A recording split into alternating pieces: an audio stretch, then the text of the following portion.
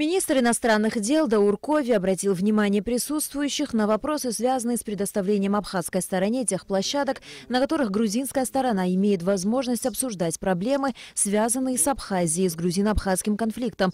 Даур Кови также обратился к сопредседателям женевских дискуссий с просьбой прокомментировать информацию о строительстве в Грузии военного аэродрома под эгидой НАТО.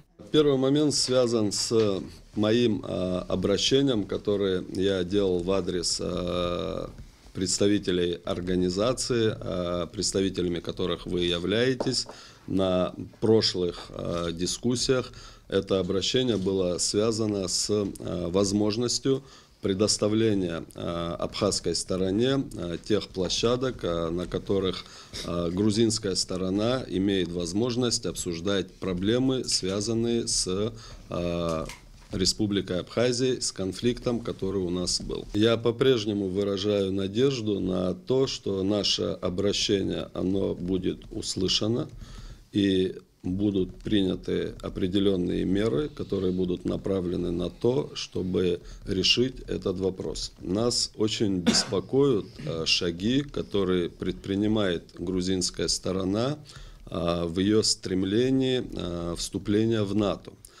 Непосредственно речь идет о последнем соглашении, которое было достигнуто между представителями оборонных ведомств непосредственно Грузии и Соединенных Штатов о строительстве военного аэродрома в Вазиане.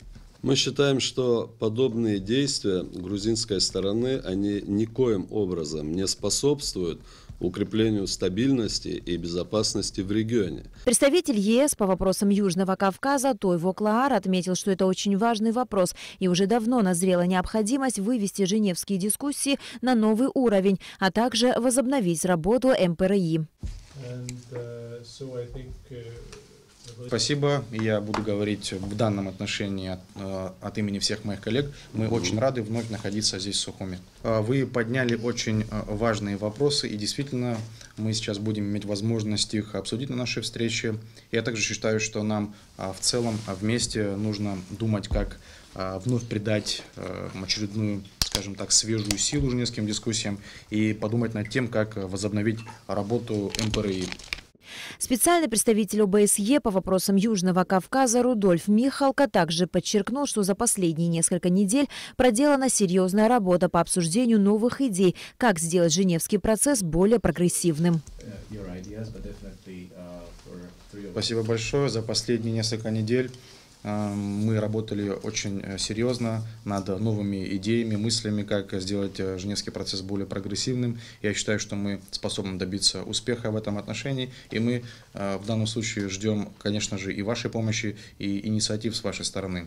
Что касается нас троих, то мы планируем внести новые идеи в работе женевских дискуссий. Это и является нашей целью в процессе женевских дискуссий. Что касается второй задачи, то она касается возобновления в скором будущем работы МПРИ, который мы считаем наиболее важным инструментом женевских дискуссий, женевского процесса.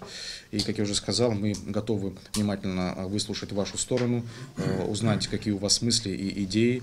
И, помимо всего прочего, мы также планируем затронуть сегодня ряд гуманитарных вопросов. Далее встреча продолжилась без участия журналистов.